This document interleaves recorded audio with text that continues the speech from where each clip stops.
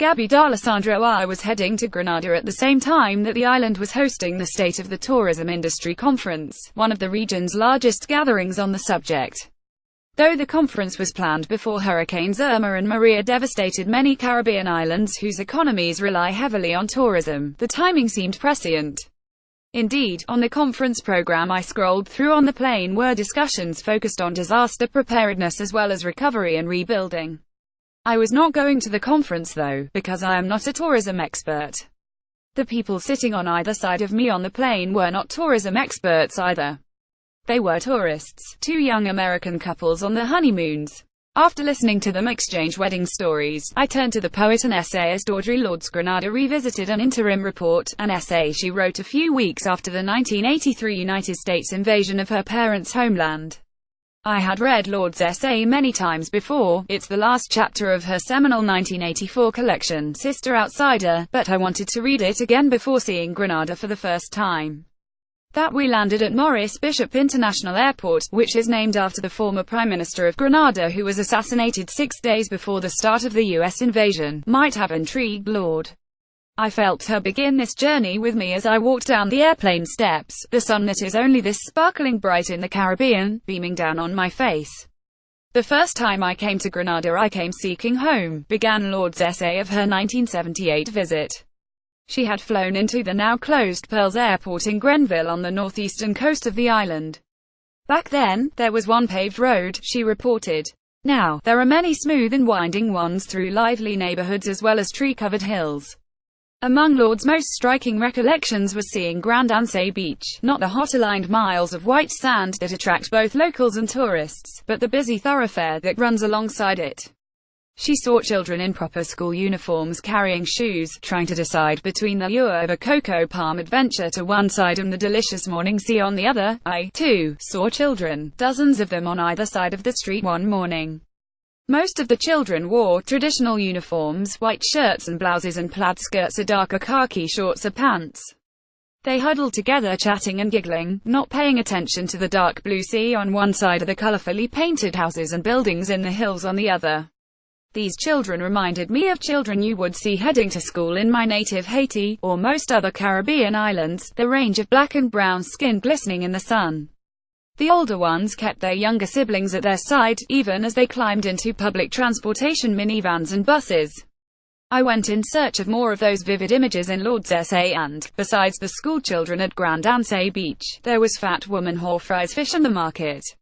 I did not see her inside the turquoise and white square building downtown. She was not standing near the massive fish laid out on slabs waiting to be gutted.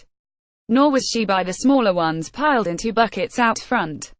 The fish market smelled predictably like the sea. The buzz of the customer and buyer exchanges was a lot more subdued than I expected. Not all the vendors had customers.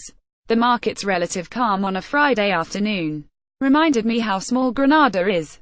The island is 120 square miles and has about 100,000 residents. That night, while pondering all this in my hotel room at the Coyaba Beach Resort, I parted the curtains and looked for a full moon to turn the beach outside flash green. October is perhaps the wrong time of year for this. Lorde had seen the sand turn green in April. There was no full moon, but I slept with a sliding door to the terrace open so I could hear the waves gently grazing the shore. I am not a good tourist. I can easily evoke for myself the worst-case scenario in any type of travel situation. I have immigrant guilt about taking time off. I am a bad swimmer. I am self-conscious in bathing suits, so most of my tourism is done through books. But because of my writing, I am invited to quite a few places and whenever I can I go. I was in Granada, which was largely unaffected by the hurricanes, to receive an honorary degree from the University of the West Indies Open Campus. Unlike UWI's brick-and-mortar campuses, the Open Campus is a virtual one. The 657 students in my graduating class hailed from all over the English-speaking Caribbean. They earned their degrees online. Only 139 graduates would cross the stage though. Not all the graduates always travel to the Open Campus ceremonies, my hosts from the University of the West Indies told me. However, this year there were students who wanted to come to their graduation in Granada but could not. Most of the graduates travel from other countries for the Open Campus ceremony, which takes place in a different location each year. Many had homes that were damaged or destroyed. Some lost loved ones along with everything they owned. I was told the story of one graduate from Trinidad who stayed home because she had donated her plane ticket money to relief efforts in Dominica, which has UWI's most devastated campus.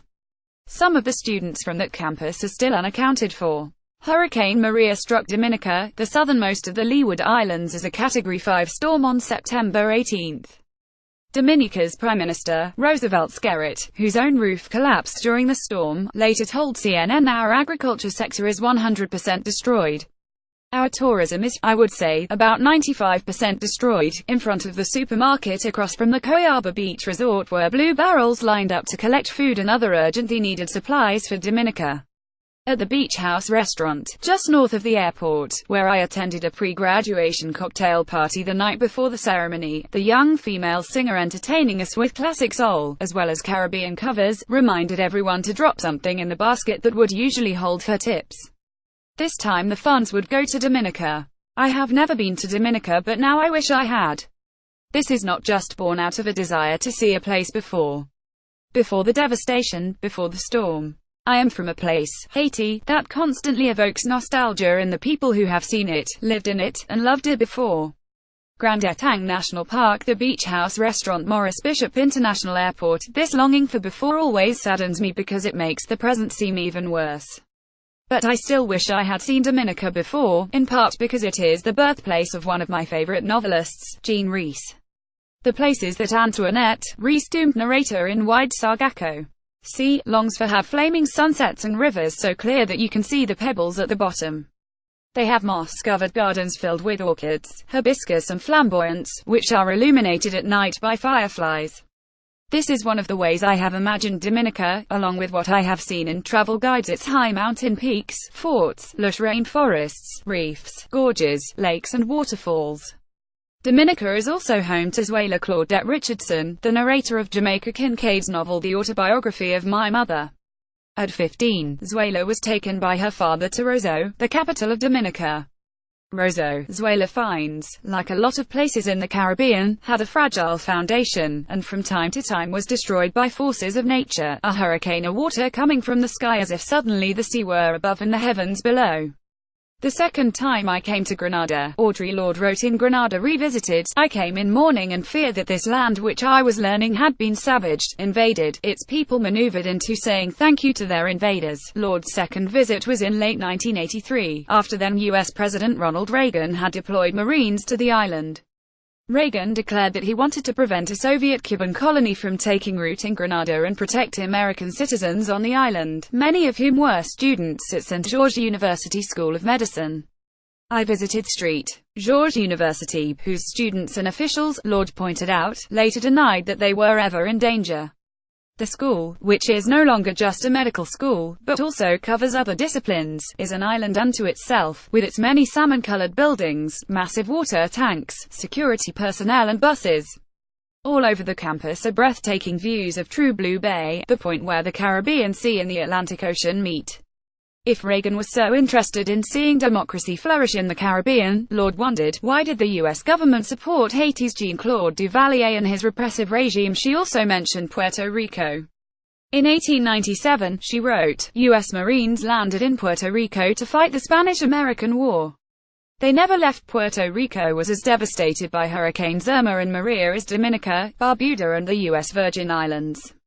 I have not been to Puerto Rico either. I have only visited it in books, particularly through the eyes of young Esmeralda Santiago in her memoirs. When I was Puerto Rican, I imagined the guavas that she taught me and other readers to eat at the beginning of her book being no longer able to grow, the fields they came from deep in the countryside flattened, and the families that farmed them struggling to stay alive without food or clean water. I watched an interview with the tireless mayor of San Juan, Carmen Yulín Cruz Soto, and heard echoes of Audre Lorde in her voice. There is nothing that unites people more anywhere in the world than injustice, the mayor said. We have to get food, we have to get water, or else we are being condemned to a slow death. It may be easy to try to disregard us. It may be easy because we are a U.S. territory and a colony of the United States. But we're a people, damn it, the blessings of our islands are also our curse. Our geography gives us year-round sun and beautiful beaches, but more and more in the age of climate change, we are on the front line of destruction. We are a people seems to be what we have been saying for generations to all our colonizers and invaders who seemed intent on destroying us. And now more than ever, Mother Nature, too. We are a people, the Arawaks and Tainos might have said, even as they died trying to prove it.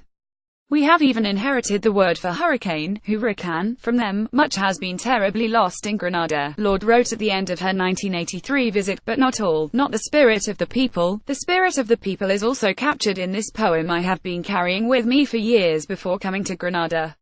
It was written by the Grenadian poet and short story writer Merle Collins. We speak, she wrote, in because the dawn breaks, for the same reason that the thunder frightens the child, that the lightning startles the tree. The people of the Caribbean speak, the poet wrote, because we were not born to be your vassals. Edwidge Danticat's latest book is The Art of Death, writing the final story.